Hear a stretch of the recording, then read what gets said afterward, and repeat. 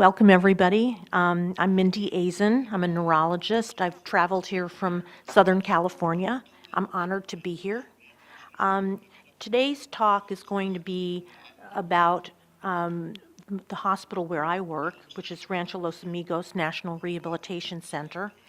And the topic is the role of the Wellness Center and other methods for delivering high-quality health care for persons with disability.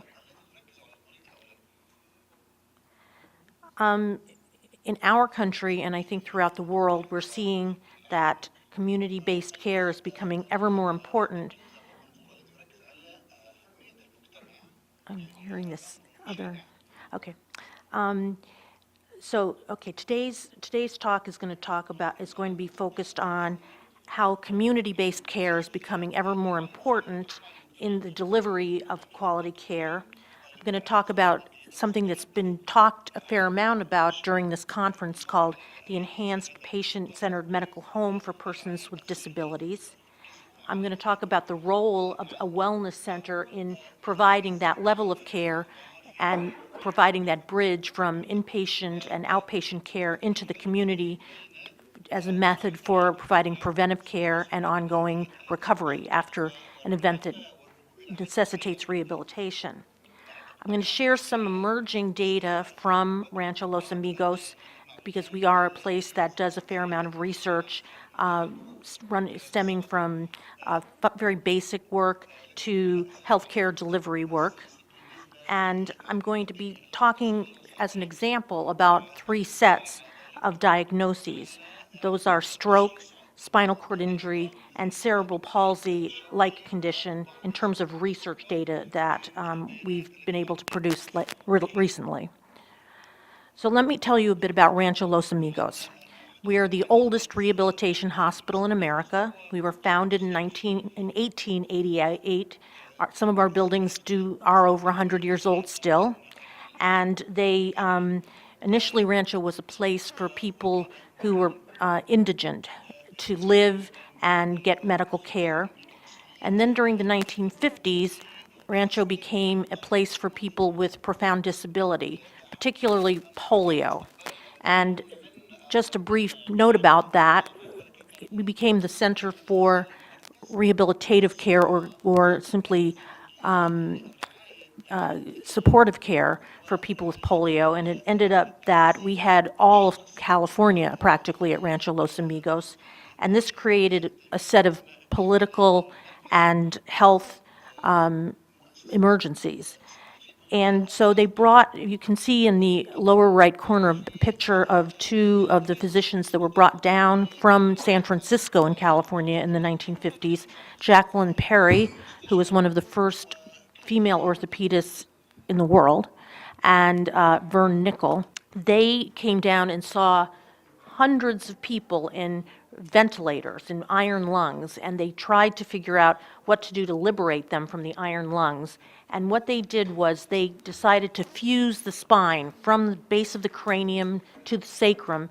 This stabilized the chest wall and allowed them to get out of the ventilators. And Rancho became instantly famous throughout the country because it was the place where people with polio could get out of the iron lung and breathe.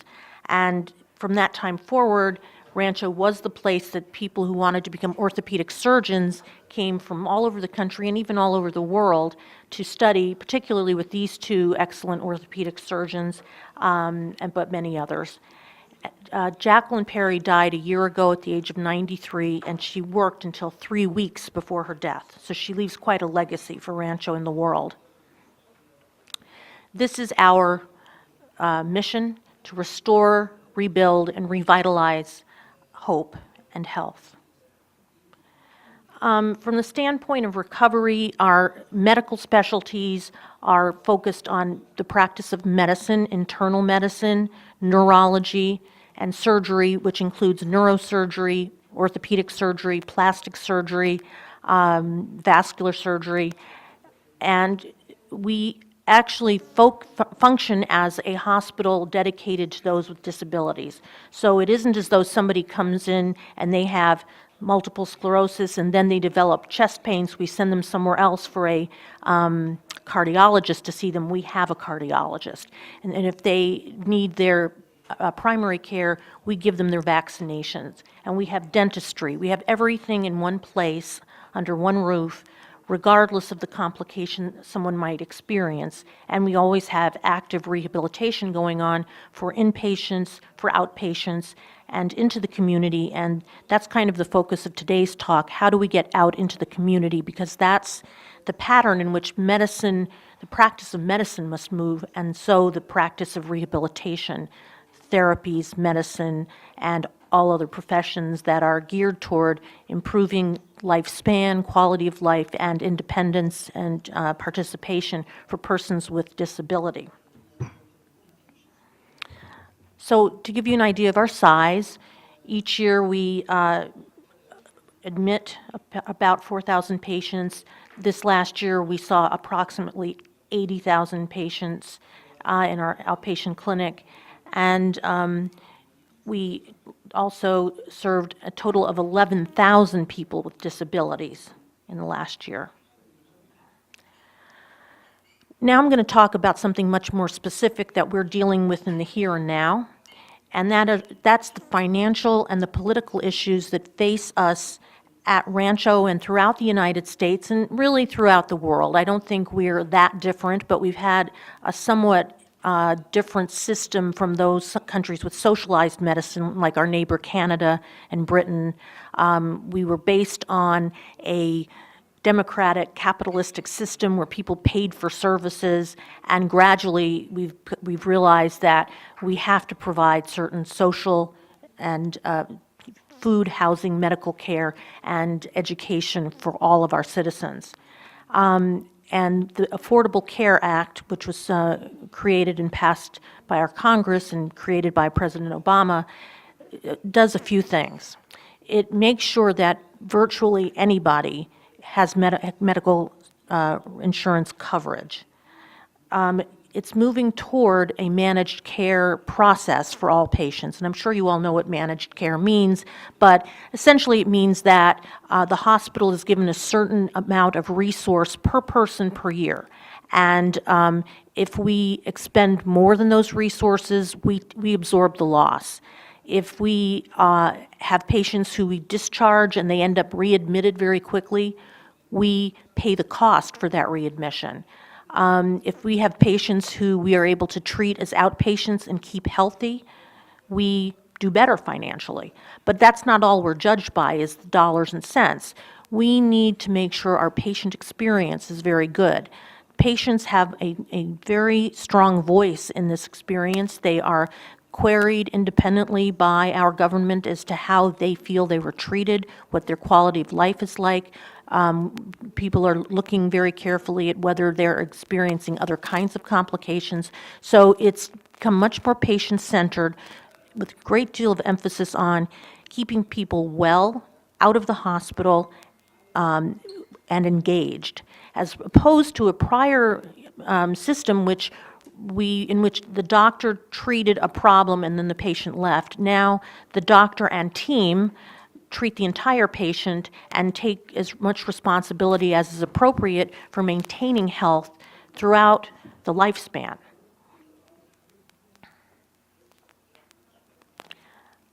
So there are a few things. So we have these financial and political concerns that we have to live with.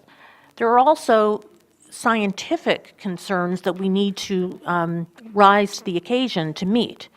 So we all know, I hope we all believe, that the nervous system is constantly changing throughout our lives. And we can always learn new things. We can always learn new motor tasks. People can hone their golf game, can bat at baseball better. It's also true that intellectually, someone who's got a quote, normal intellect is probably their quickest and brightest in terms of mathematical solutions when they're 18 or 19, but they're not very clever at making financial decisions or having a long-term view of planning their life. Whereas studies have shown that at 60, our ability to manage financial issues is at its peak, which makes me very happy because we have things to look forward to. The other thing about that is that if the normal human brain can constantly change, evolve, and learn new things, the damaged brain can do that too. And there have been numerous studies over the past 20 years or so that have shown that task-specific intensive practice leads to more motor function. And that's clearly the case in stroke. These studies have been very limited for short periods of time, usually in the acute care period, but we need to study this much more. And it's quite evident that if you take someone who's had a stroke and 3 years later give them an intensive program of task-specific practice, whether it's to use their hand, their arm, practice walking, balance, they will have the capacity to improve. It's also true that people with developmental disorders like cerebral palsy can seem to be stable for years and years, and yet at 19, 20, you put them through a vigorous program of rehabilitation, they can learn new motor tasks.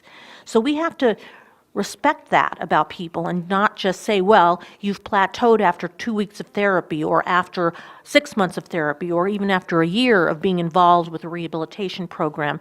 People have to be challenged physically and intellectually throughout the lifespan, or we're not doing our job and we're not allowing them to reach their maximal potential.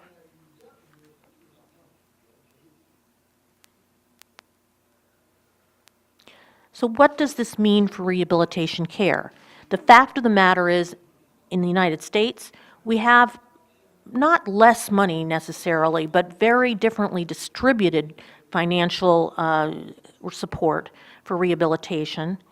And we have to make sure that patient satisfaction exists, and we have to make sure that patient and families understand what it is that is wrong with the person, what's right with the person, what are realistic expectations, and we have to make sure that we're giving care throughout the lifespan.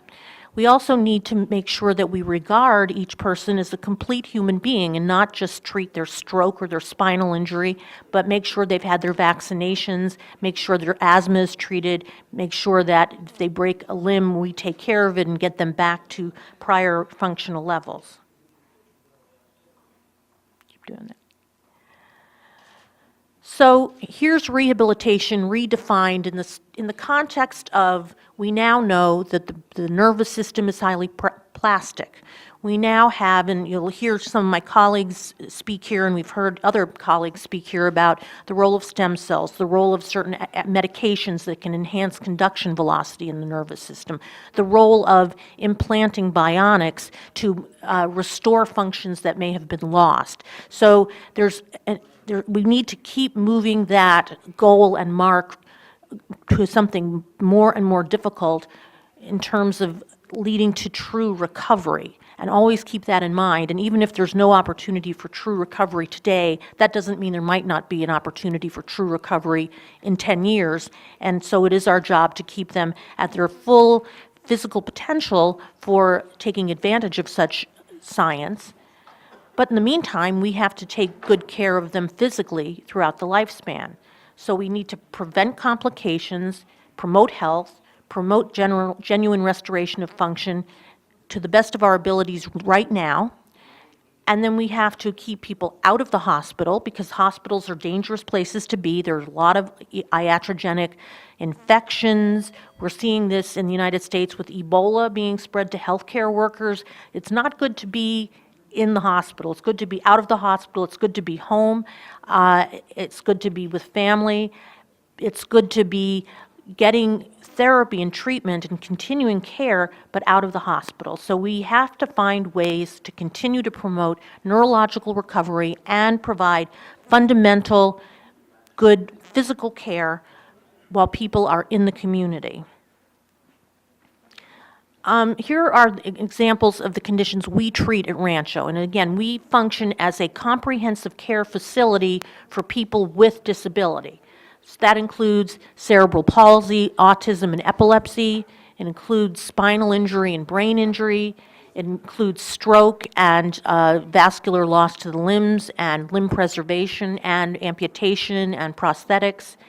It includes neurodegenerative and inflammatory conditions such as multiple sclerosis, Parkinson's disease, and ALS, amyotrophic lateral sclerosis. And it also means that we have to treat the complications of chronic disabling conditions.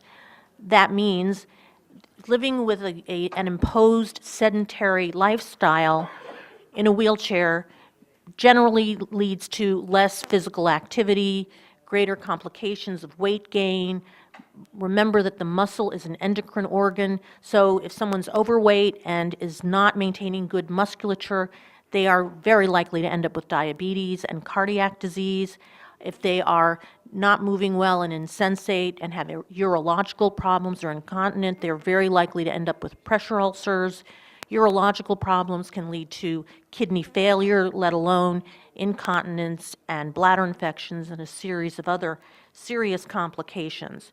So it's a big job to take care of people properly through the lifespan, but it's really fulfilling because you can make the difference between a very brief life or a very long life, a comfortable life versus an uncomfortable life, a productive, fulfilled life versus one that's very, very limited in terms of happiness. And it's all of our view, I think, that it's work and love that makes life worthwhile for anybody, and it's our obligation to make sure that those two features of life are available to all of our patients.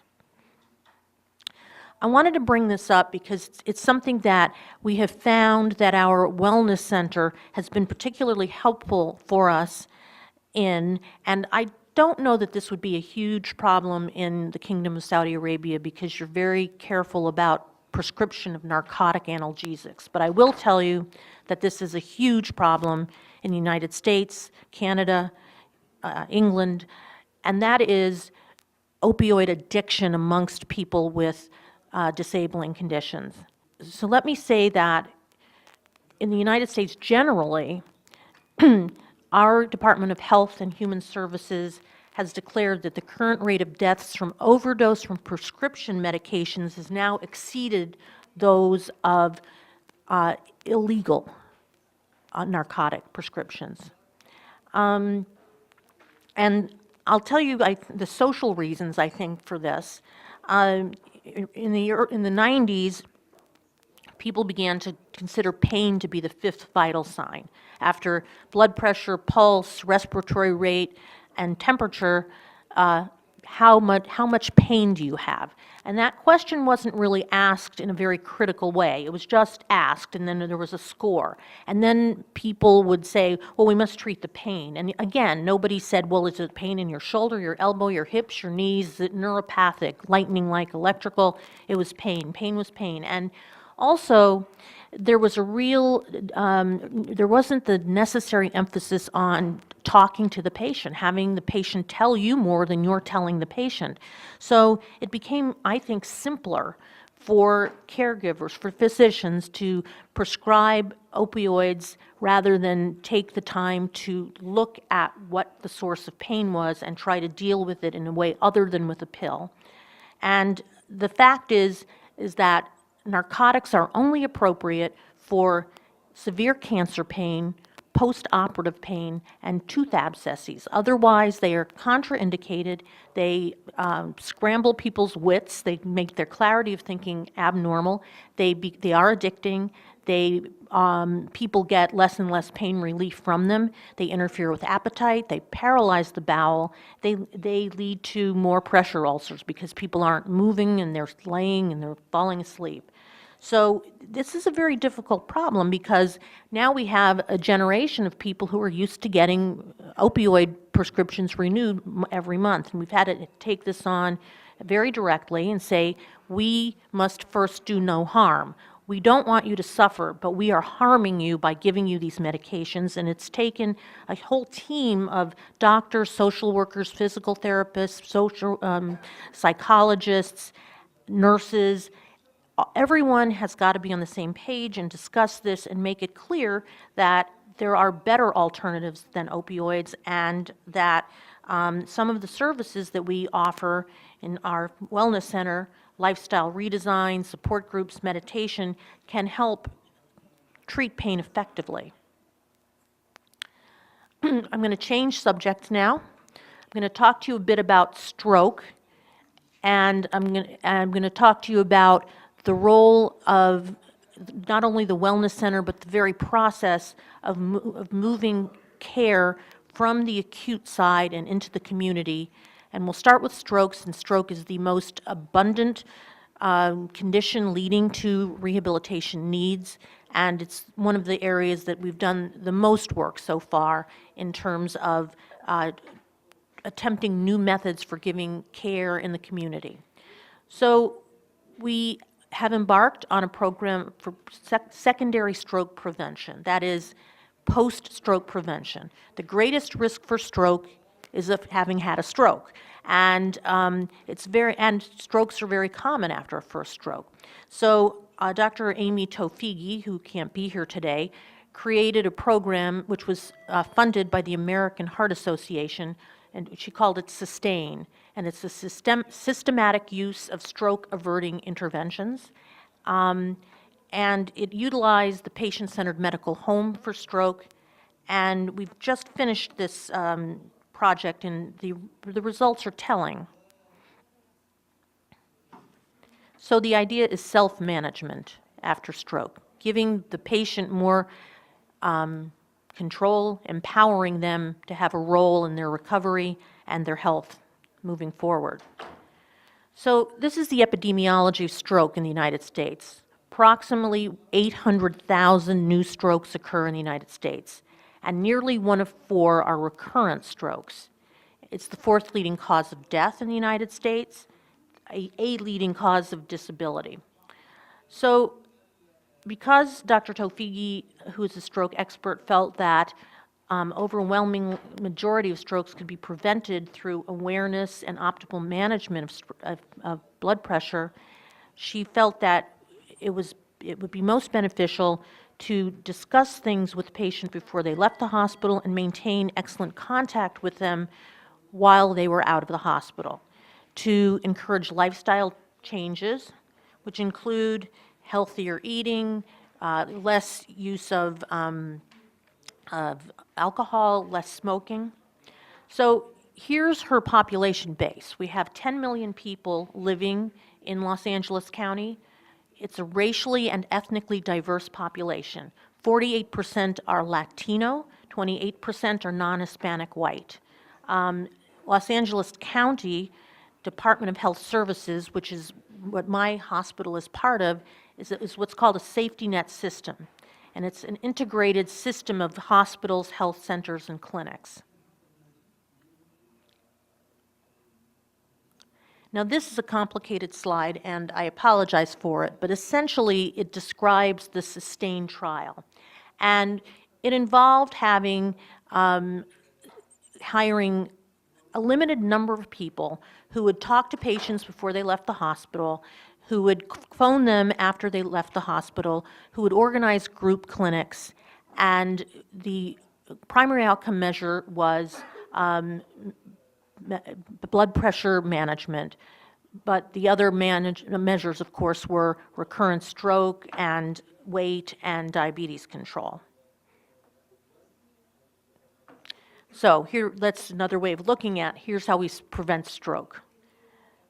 And this is how the patients were educated. Stay active, eat healthy, don't smoke. If you feel depressed, tell someone, take your medications, check your blood sugar, control your blood pressure. Lots of things to remember, and this was the message they got. And they were taught a number of self-management skills in terms of learning to recognize when stroke-like symptoms were coming on, in terms of trying to stop and wait and think about keeping and maintaining a regular exercise, healthy diet, making decisions about when to seek medical care, and being very open with family and friends, searching out your own community resources. And so understanding the chronic illness path is that the person first needs to understand the disease and know what the cause is, vascular disease, the symptoms, tingling in the face, arm, leg. How does the disease and treatment affect you? So become your own self-manager, and how to know when and what to tell your healthcare provider.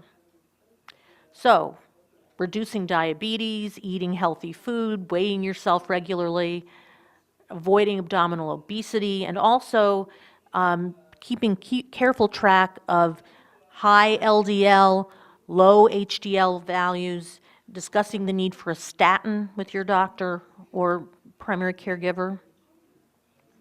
Exercise, just as a reminder, I don't know the details for the Kingdom of Saudi Arabia. I will say that in the U.S., only 21% of adults meet the federal guidelines for physical activity. And that means after stroke, 30 minutes per day, 3 days a week.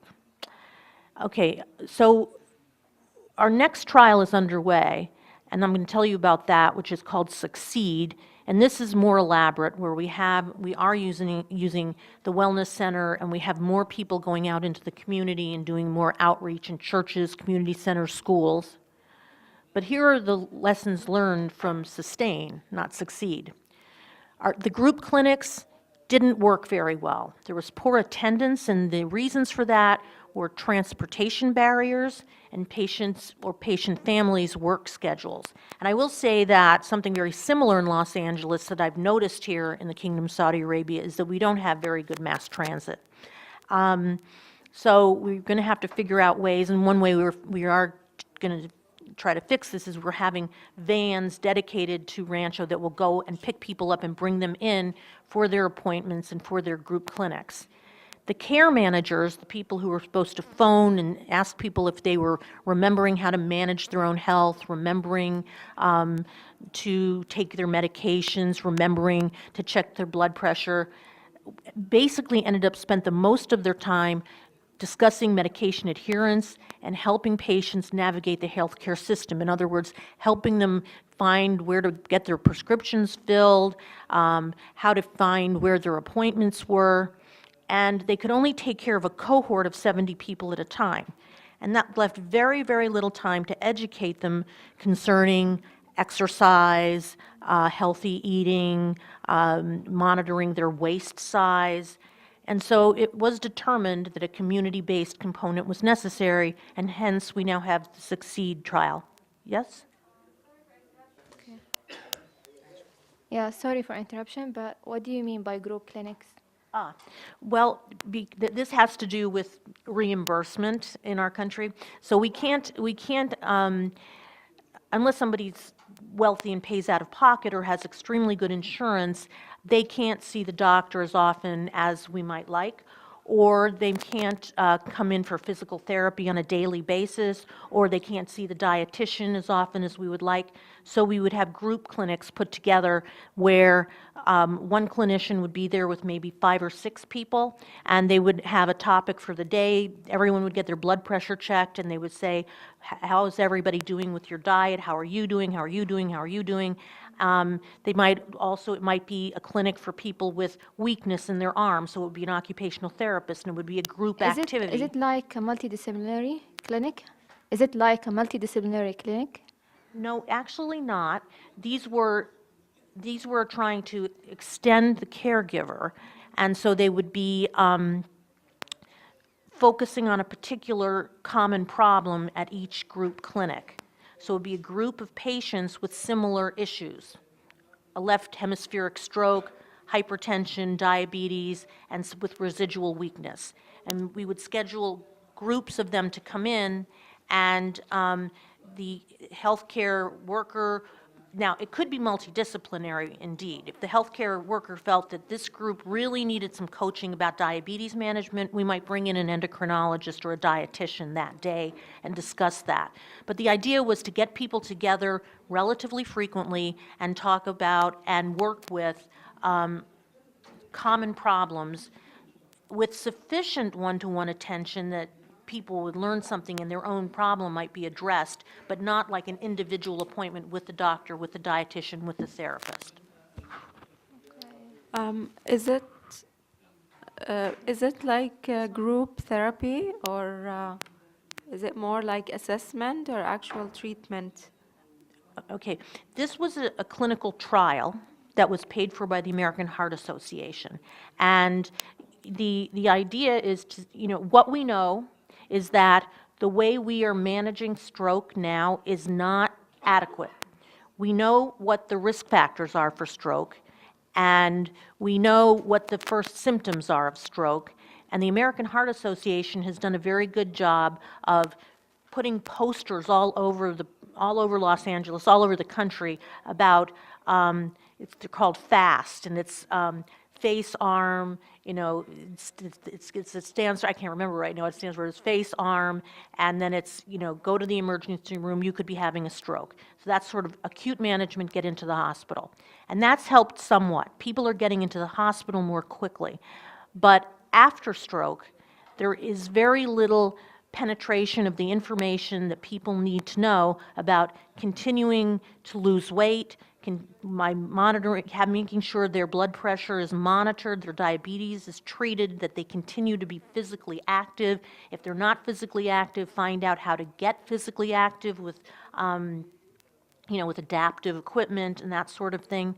And so we started from this baseline knowledge. We know stroke is very common. We're getting better at getting people into the emergency room faster so that we can give TPA and maybe prevent a severe stroke. But beyond that, we're not doing a good job of post-stroke prevention. So the American Heart Association gave my colleague, Dr. Tofigi, a certain amount of money for a year to test the hypothesis that with, you know, a certain amount of money, hiring a few healthcare workers. These were not doctors. They were basically bachelor's trained people who were interested in healthcare policy or nursing, any of these kinds of things. And they were given the task of phoning patients at regular intervals, of helping them get their medications, of helping them figure out what doctor they needed to see, of running these group clinics. Okay, and so it may have been too ambitious for the amount of money and the number of people that could be hired.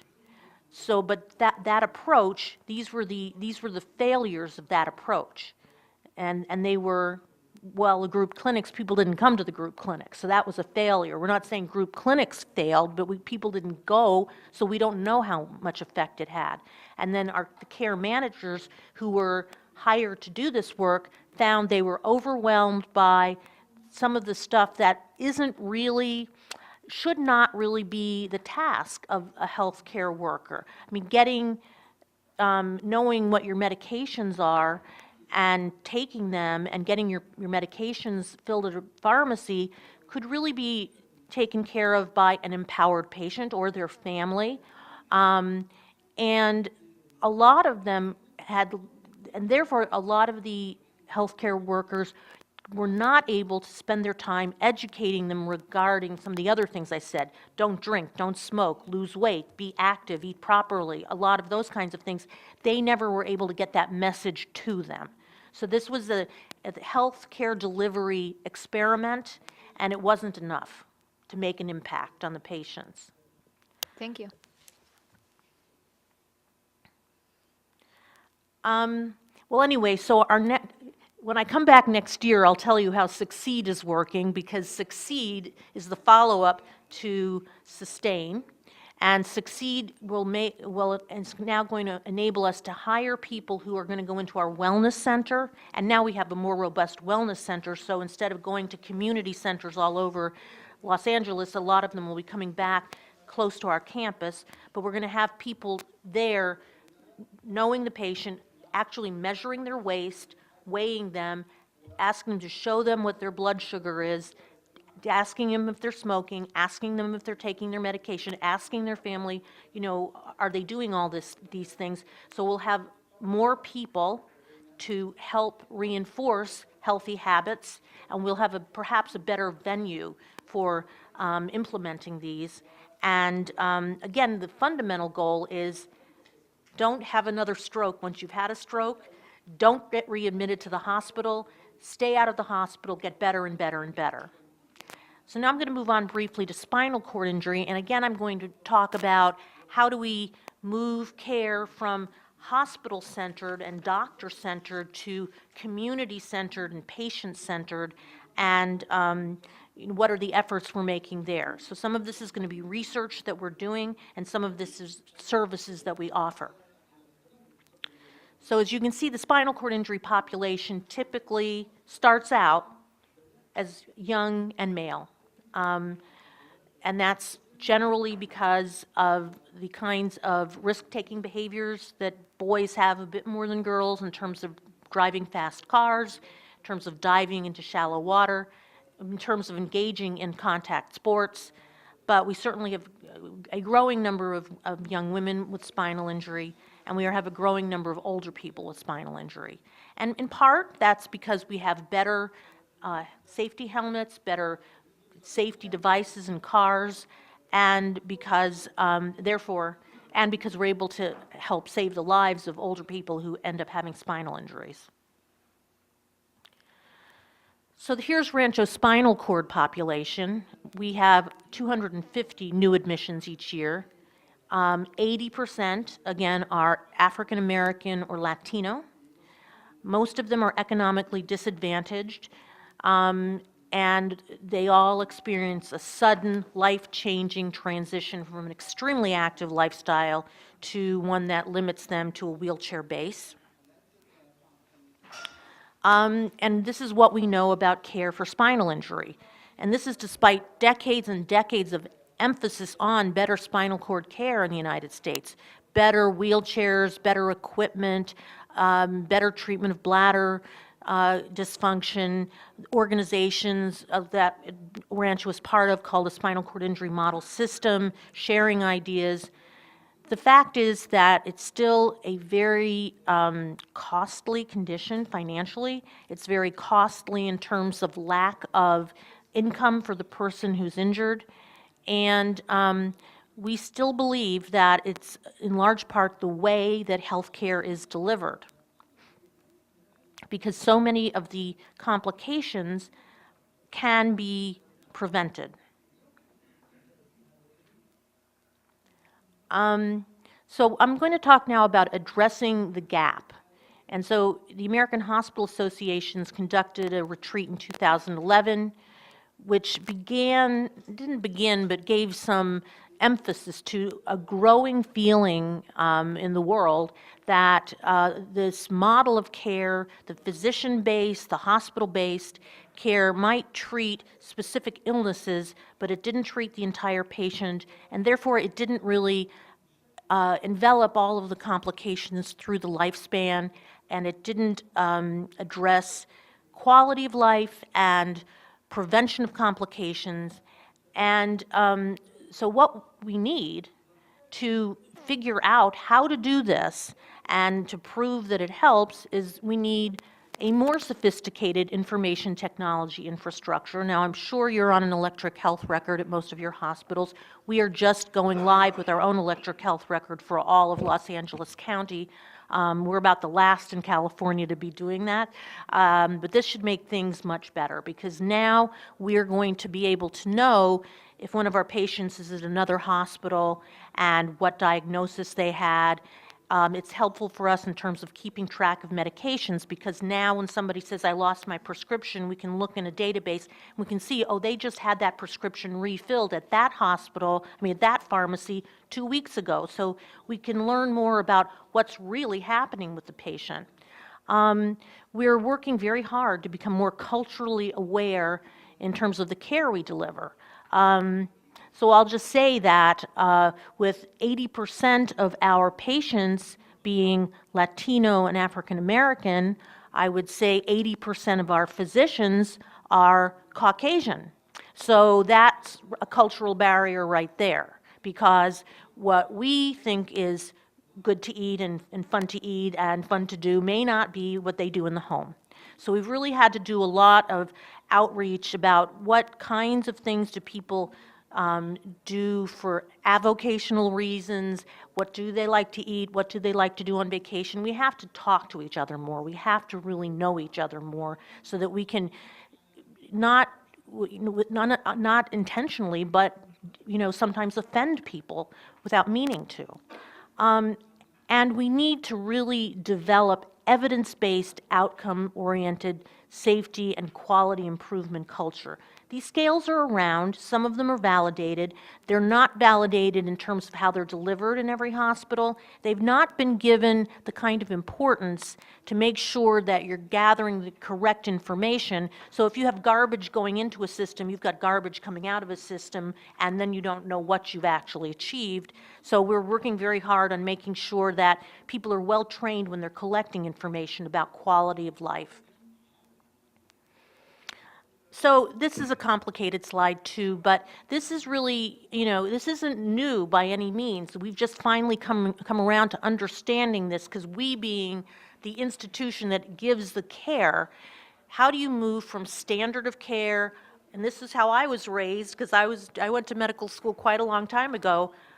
The doctor knows, the doctor tells the patient, this is what's wrong with you, this is the medicine you must take, see you in 3 months. Instead of, how do you feel? How does this medication make you feel? What are you worried about? What's your greatest worry? Not, I'm quite satisfied with how you're doing because you're able to walk 10 feet in, 30 seconds. But no, I'm falling down, or I get a spasm sometimes, or et cetera, et cetera. I can't keep up with my children, all kinds of things like that. So the nature of the dialogue has had to change.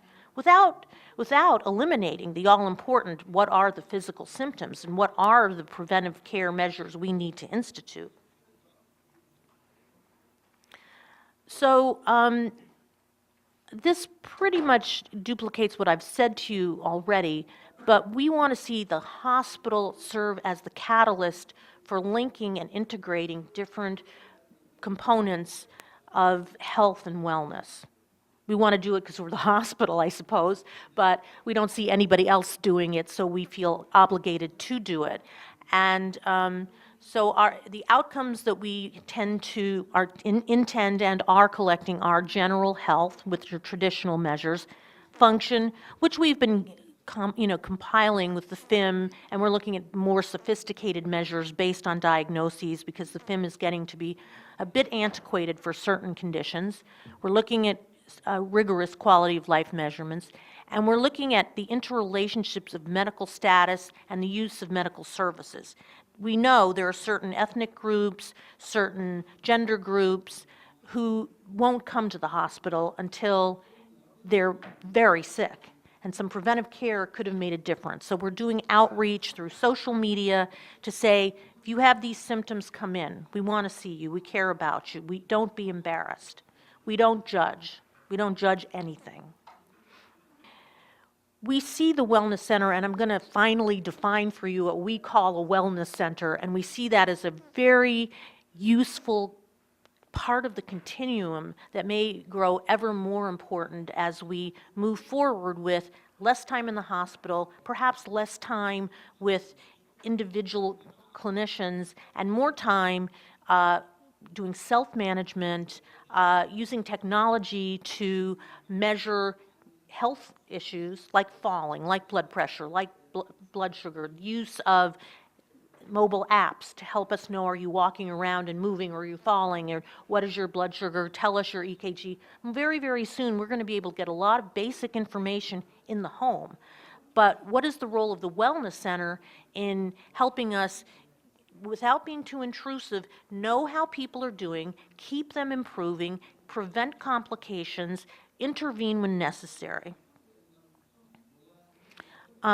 So we need to optimize the link between the inpatient acute admission, and I'm talking now about spinal cord injury. People come to us because we're acute care and we have neurosurgery and orthopedic surgery on our campus. Sometimes people come to us within a day or two of their injury, and they'll get stabilized at our hospital, and then they move on to rehab, and they have no idea what's hit them. I mean, they just can't believe that one minute they were swimming in the ocean and the next minute a surfboard hit them and they can't move at all, and they can't breathe, and they can't feel their body. And we keep them in hospital now a very brief period of time, maybe 3 or 4 weeks, and they have not yet begun to adjust to this idea that some of this loss of movement and feeling may be very long time in improving, or maybe never. And so we try to get people very rapidly into our outpatient clinics, and we have now patient care navigators who make sure they meet them on the acute unit and they walk with them, push them over to the outpatient unit. They meet their new outpatient doctor, nurse, therapist. Sometimes we keep the same therapist with them. And we need to ever better bridge that gap and ever better educate the entire family about what this means, what can be done to keep them healthy, optimistic, educate them, have them have a full life. So part of this experiment, which is not that different from the stroke experiment, is that we are hiring day-to-day wellness managers for our patients. They don't have to be physicians, physician assistants, nurse practitioners, nurses, social workers. Rather, they have to be intelligent and caring, and then we train them. Some of them are medical techs, some of them are therapy techs, and they are really more of an assistant, but they become very, very knowledgeable about the condition, and they become very, very knowledgeable about the healthcare system. So they know who to call when what question comes up. Someone's out of medication, they know to call the pharmacy. Somebody's moving less well, they know to call the nurse practitioner or the doctor. In fact, they know to call the neurologist. They have about a 3-week intensive education course about healthcare matters. We also have peer mentors that are people who've been through the same experience, who've had spinal injury, and they came out the other side still paralyzed, but with a good attitude, going to school, comfortable with themselves, and they want to do something for other people. And if they want to do this, we put them through a very intensive 6-month program of truly counseling. They have to come to terms with their own problems, and then they have to be able to withstand patients saying to them, I'm not going to be like you. I'm not going to be crippled and in a wheelchair. I'm different from you. They have to be able to say, I hope for your sake that you do get better, but I'm just going to tell you what it's like to live this way. And after a while, close friendships do evolve, and then they take them to the wellness center. And eventually, that patient becomes a peer mentor. And some of our peer mentors have gone on to get college degrees, to get master's degrees. We even have a doctor working at Rancho now who was injured in a surfing accident when she was a medical student at USC. And she went through rehab, and she was a peer mentor, and she finished medical school, and now she's a physical medicine rehab spinal cord doctor. And there's nobody who has more credibility and dedication than she does. So we feel it's, a paying it forward way of life that is a win for everybody. So that's our current project. We're trying to enhance the patient-centered care model to be specific to spinal injury. We're creating these new wellness allies. We're going to incorporate the wellness center, and the funding for this has come from the Craig Nielsen Foundation, which is a spinal cord foundation based in the United States.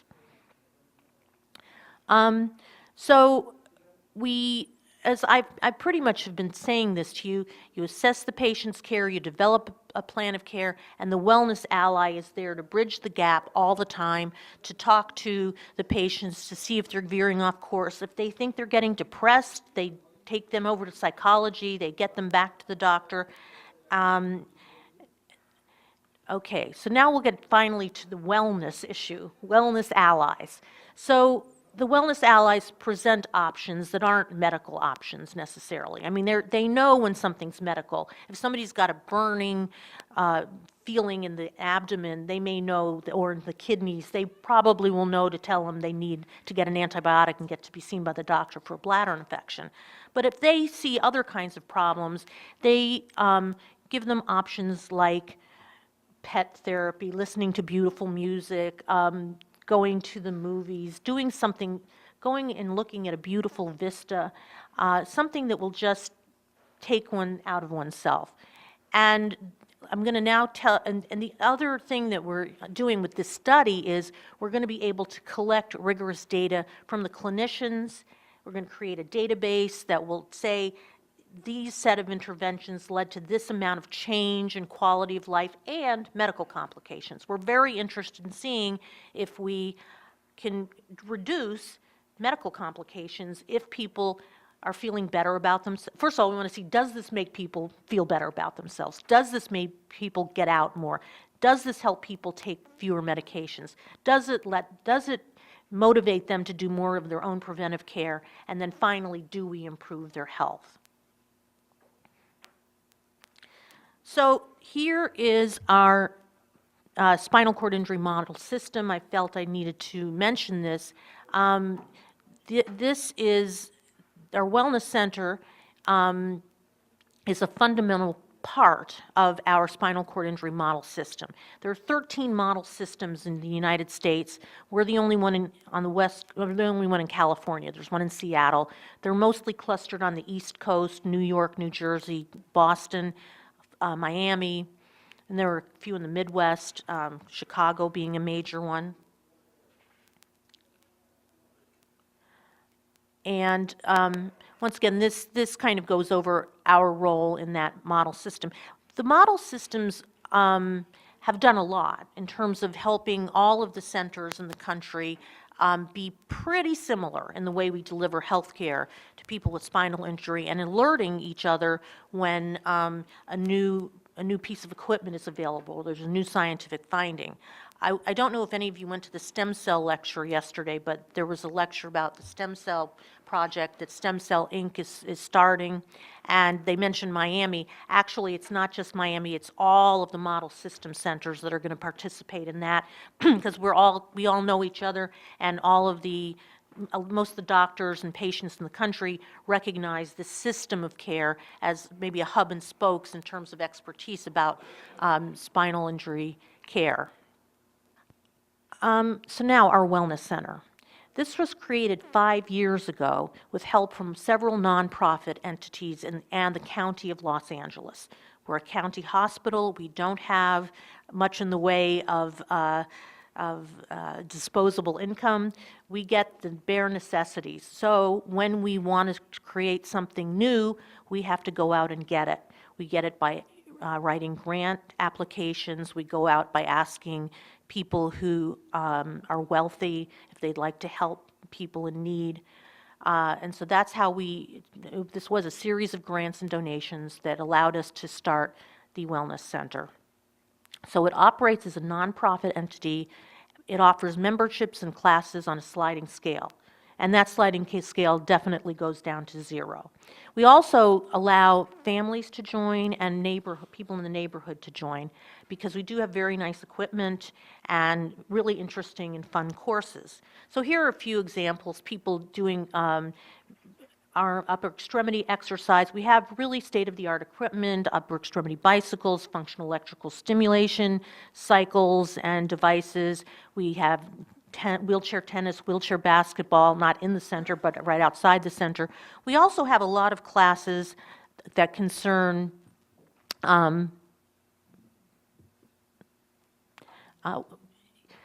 don't want to sound too California. You know, we don't do a lot of manipulation and acupuncture. We don't do alternative medicine. And we don't do it because it's not recognized as something that mainstream medicine in our country recognizes as necessarily beneficial. If people want to get acupuncture, we say, hope it helps you, just be sure you're getting sterile needles. But we don't offer that care here. I'm not advocating or not advocating it, but we don't do it in our center.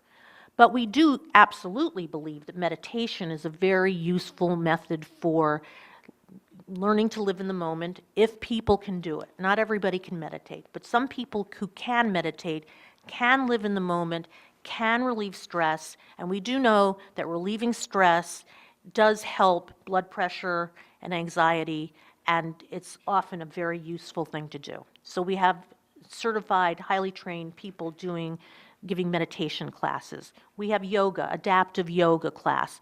For people who are too spastic and too weak to do conventional yoga, we have adaptive yoga classes. We have Zumba classes. This is a, kind of Latino dancing, and it's a lot of wheelchair dancing, and people get a great workout from it and have a lot of fun. We also listen to classical music, we listen to jazz, we have cooking lessons to try to teach healthy eating, eat a lot of quinoa, kale, green juices. This is all my favorite stuff since I moved to California. But what was our problem with this wellness center? Well, everybody liked it, but again, we had no systematic approach to measure the effectiveness of any of these things that we were doing. People liked it. We definitely knew that I know this intuitively, experientially, but not driven by data, that we were able to find out that someone was getting depressed and feeling unhappy. Why? Because their peer mentor, somebody in the wellness center, said, they're not coming as often, they seem down, they're saying they don't like the way they're living, they don't want to live anymore. I noticed this person's gaining weight, this person is complaining of pain. So we would get, through the grapevine, information, and we could get them over to the clinic and intervene. But that's why we wanted to do this. We want to quantify rigorously, to the best of our ability, what the impact of this is, and that's our goal in 2015. We're putting together the database right now, we're putting together the methodology to fill the void in our knowledge. And some of those things will be a holistic health questionnaire. It'll include an assessment of stress level, a validated sleep scale, counting numbers of medications. And remember, we know what medications they're getting because we can look in the database. It's not just what people tell us. So it'll serve as a baseline and then a periodic method for us to track the quality of people's health and life. And again, we'll look at issues such as how well people adhere to the program, how much they participate in the classes, is their sleep improving? We think sleep is critically important. Now, there may be medical reasons that people aren't sleeping well, especially in spinal injury, and that's another study that we're doing, looking at sleep disruption in spinal injury. But we'll look at dropout rates, and we'll look, of course, at quality of life. And just as we are going to be measured by how well we keep people out of the hospital, out of the emergency room, out of urgent care, using a minimum of pain medications, how well their blood pressure is controlled, prevention of pressure scores, and pain control, we will measure the impact of the wellness center on these same issues. Okay, I know I'm running a bit long here, and I wanted to tell you about something completely different, but also something that is very near and dear to my heart, and is also was possible for Rancho to do this summer because of the Wellness Center. So we have a robotics program at Rancho, and the first time I visited your country and spoke at a conference about cerebral palsy, I talked quite a bit about the potential of robotics for providing intensive task-specific practice in cerebral palsy, and people had the notion that this could lead to more motor recovery at any age. And since then, we've been able to raise the funds through grants and donations to fully equip a robotics lab. And I'd just like to tell you about why it's been a good thing and tell you about one study we were able to do last summer with the Wellness Center and with the robots that was very, very exciting. So now we have the ReWalk exoskeleton device for paraplegics, and we're examining the impact on quality of life, prevention of bed sores, systemic health, energy consumption. We have upper extremity, shoulder, wrist, hand, and also a new Armio shoulder robot. We have an ankle bot, and we have an interactive Locomat. And we're using these pieces of equipment for stroke, cerebral palsy, and brain injury. And then in the summer of 2014, just a few months ago, we had RoboCamp. So here's our upper extremity robot. Socially assistive robots are another thing we're experimenting with. Here, in this case, the robot doesn't touch the person, but mimics the behaviors of either a pet or a person, and is soothing and answers questions and interacts and is generally guided by someone who's at a distance. And this is most effective for people with dementia and for very young children to motivate them to do tasks or just feel comforted and not alone. So here's RoboCamp at Rancho, which was very, very exciting for us. Well, first of all, we decided rather than testing this with children with cerebral palsy that we would look at a very special group of children.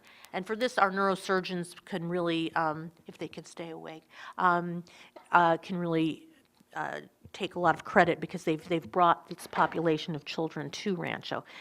Some children with intractable epilepsy need to have large sections of their brain resected in order to stop the seizures. And once they've had this huge piece of their brain taken away, they're for all the world like a hemiplegic or like somebody who's had a huge stroke.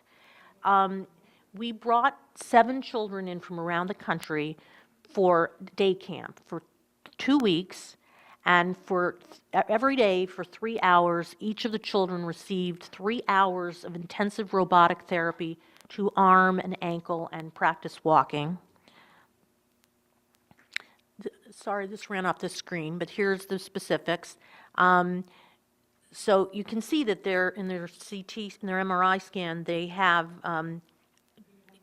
one hemisphere missing. Actually, currently at Rancho, we're able to treat epilepsy with much less invasive procedures thanks to the work of these 2 neurosurgeons, because they're able to identify the focus of seizures sometimes much more accurately and do a much smaller resection. And they've also started neuropacing. In other words, they're picking up the seizures from the skull and using like a pacemaker to abort the seizures. But this 9-10 years ago was one of the only options for these children. So they all came, they were all about the same age, they all had very similar deficits. And we gave them this treatment. Now, they all had 3 hours a day of robotic therapy. They also had 4 hours a day of the wellness center. They had music, they had dancing, they had cooking, they made fudge, they tried other kinds of exercise. They just had camp, which those children never had a chance to do. And not only had they never had the chance to do it, they could do it with children just like them, with peers. And the parents got to talk to other parents who were experiencing the same thing. So some of that was, we thought, very beneficial. And, but this was really a proof of concept. Could we bring these children with such impairment, profound impairment? They not only are hemiplegic, they have cognitive problems, behavioral problems, visual problems. Could we bring them in? Could they cooperate? Would they like it? Could they endure all of this activity? And we found that yes, they could do it, they loved it, they didn't get that tired, there weren't any complications, it worked very well. So right there, it was a good experiment. Sorry for interruption. Yeah. Here, yeah. How they were able to use the robotic devices if they have a cognitive impairment? Okay. So the way the robots work is that they're fitted over the limb that's not moving.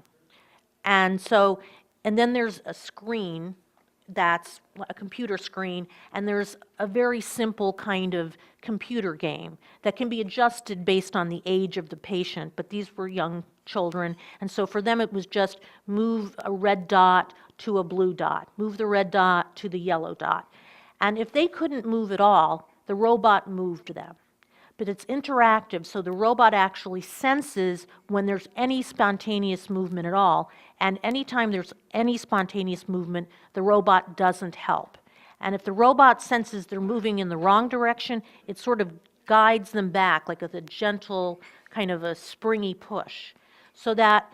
It's interesting that you say that, because when the therapist, when we were working with the therapist, they would say, well, this child has absolutely no wrist movement. They can't move their wrist at all. I'm not putting them in the wrist robot. And we said, no, those are just the kids we want in the wrist robot, because maybe they've never really remembered how to move their wrist. You know, maybe there's a different kind of connection that has to happen. So it was those children, it was almost, well, the worse they were, the more they improved. And I don't know if it was a learning the feel of a movement, or it was just an ability to move something that they had been too weak to move before. But that's generally the whole theory behind using robotic-assisted therapy, just like hand-over-hand occupational therapy. You keep moving them through the movement till you sense that they begin to move it, and keep correcting it. The robot, these robots were designed after months and months and months of engineers watching occupational therapists, and occupational therapists worked with them all the time as they developed the robots. So that's how it would work for the arm, wrist, hand. And for the walking, they have body weight supported treadmill training. So they don't, if they can't bear weight at all, it holds them up. If they can't move their legs at all, it moves their legs. But the minute they begin to move at all, it stops helping them. And the minute they begin to be able to tolerate more weight bearing, it makes them weight bear more. So that's how it happens. It's getting them to feel the movement and practice, practice, practice, practice. And it's in a way that they don't even realize that they're practicing, because they're so busy, and this is true for adults too, they're so busy trying to move that icon on the screen, they're not even thinking, I've got to do this. They're just thinking, I want that to move. It was especially cute watching them with the ankle bot, because they would just be, you know, like practically riding a horse, so eager to move these dots up and down and move at the ankle. And these were kids who had absolute foot drop, and you couldn't see any ability to move the ankle. Now, it wasn't a miracle by any means, but by the end of the 2 weeks, I think 6 of the 7 had increased speed of walking, increased distance walked in a period of time, and had improved symmetry of their steps. And that wasn't just based on therapists looking at them, that was based on our pathokinesiology lab, which is a very sophisticated laboratory with weight-bearing plates and with video and markers, and, you know, really, and it was blinded. These people had no idea what we were doing with these children. They also increased in a meaningful way, in what might be statistically significant based on what you think is statistically significant for the, I'm trying to remember, for the, blanking on it, I'll remember in a second, for certain scoring, not Bartels, but another, the Wolf and one other. Their speed and quality of task performance with the weak arm and hand improved. And now here, this is a most intriguing finding. This was subject 1. We did functional MRI before and after this experience. Be delighted if you want to make any comments on this. This is this is one hemisphere. Obviously, they only had one hemisphere before they went through this intensive motor therapy, and this is afterward. So there was a substantial change in the functional MRI people that we're working with, who were trying to explain this data to us, believe that there are 2 separate motor networks that are appearing in this one hemisphere. So I just thought I'd end with this intriguing, really intriguing finding. We hope that we will be able to do a blinded study next summer, treat more children, expand this to cerebral palsy, you know, I think you can see that the wellness center can lead to many more things. For example, ultimately, these robots don't need to have a therapist running them. A robot tech can do that. So we can put the robots in a wellness center, and as long as we have somebody responsible who knows how to set it up and keep people safe, people can have lots of extra intensive task-specific practice and not be in the hospital, be on our campus, but not be in the hospital. So there's so much that could be done in the community to treat primary health, general strength, and specific deficits. So I want to thank you for your attention very much. I know it's been a long talk. I've tried to give you an overview of what we mean by patient-centered, what the whole world means by patient-centered and patient-empowered care, the role of a community-based wellness center, the very great importance of preventive care, and again, the role of a wellness center and of physician extenders. And today just covered some advances in spinal injury, brain conditions, and pain. Thank you.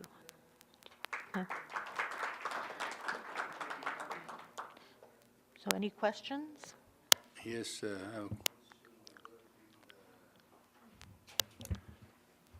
the term you used, that you said the patient have got strong voice.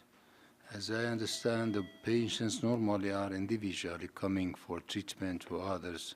How this strong voice came about while there is no union, nothing to bring them together and make them like a Right. pressure group or something like that?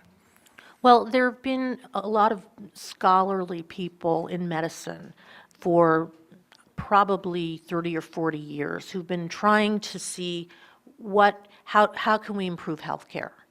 And they found, and this was mainly groups of people in New England, in Boston, in Vermont, who stepped back and said, well, there's one other thing.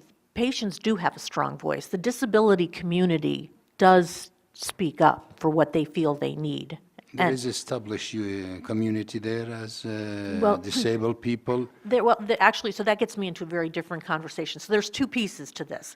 This disabled community knows more about being disabled than anybody who's temporarily able-bodied. Yeah, but they So- are not organized. That's what I mean. Well, they're pretty well organized in the United States. United There are States, yeah. the spinal injury group, the Paralyzed Veterans of America, the Disabled Americans, Disabled American Veterans.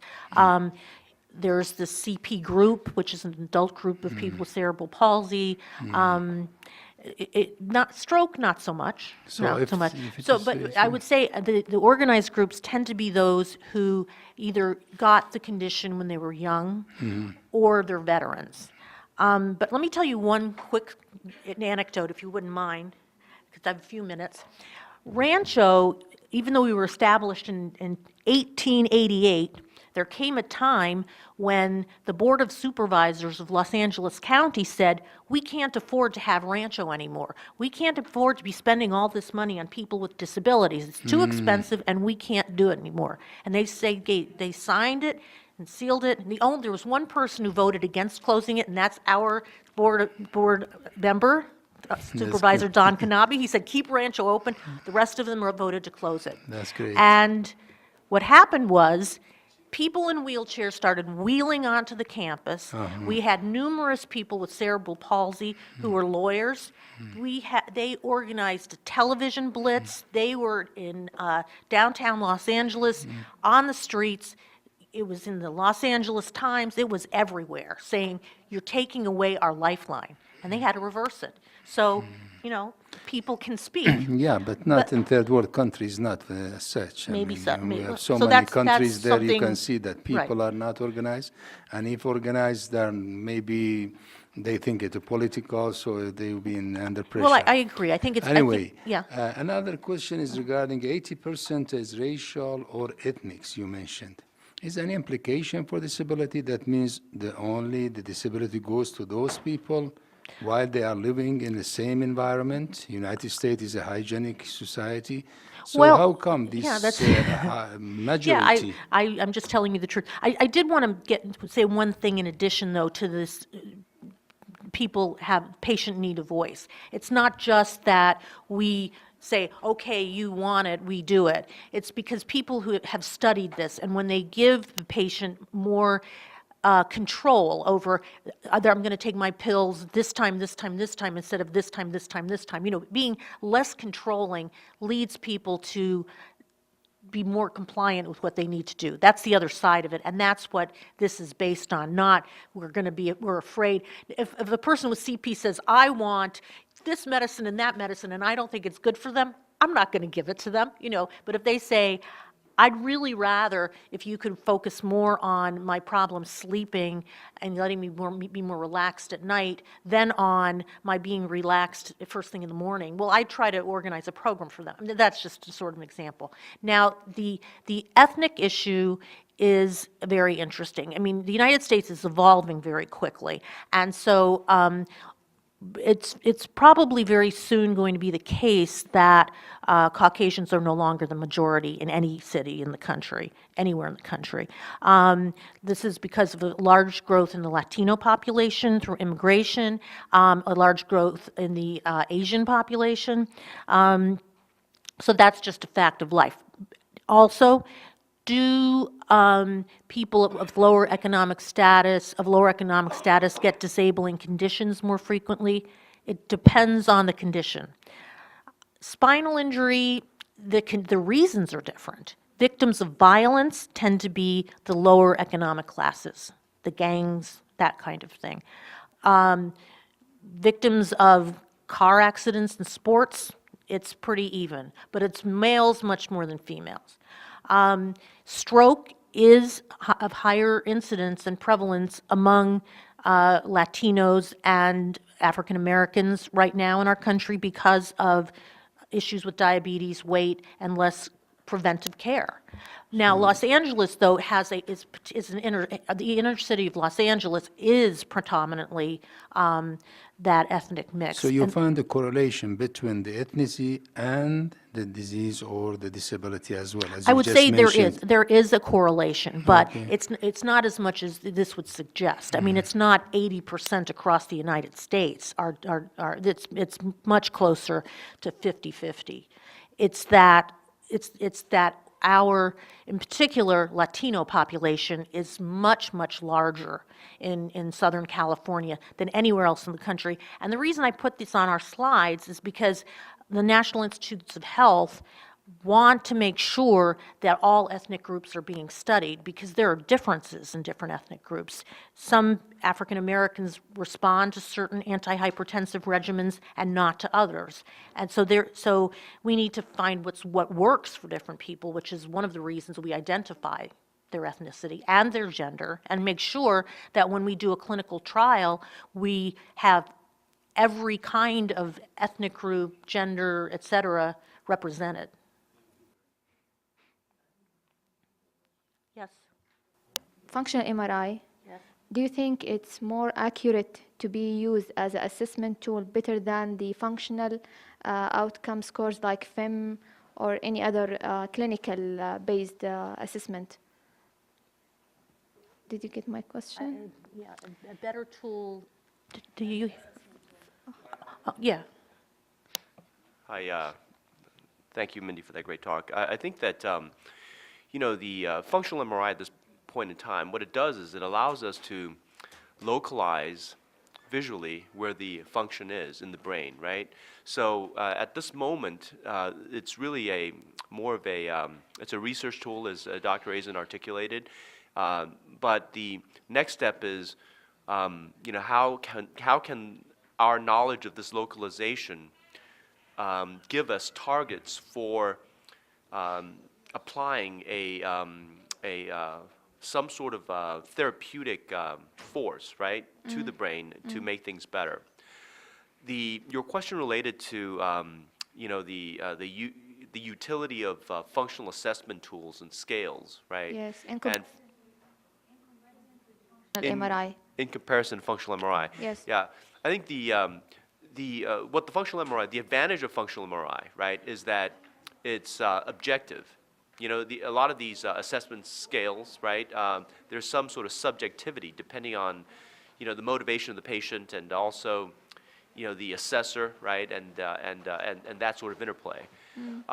But in a way, right, at least now, these assessment scales, until we would all like to be able to put a number on something that is completely objective, right? But that we're certainly not there yet. I think what the assessment scores and scales really are is a assessment of a behavior, right? And the functional MRI is something that allows us to visualize that behavior superimposed on the anatomy of the brain. So it's not really a question of which one's better or more specific, really, right? It's both very important. Okay. Thank you very much for your attention. Are you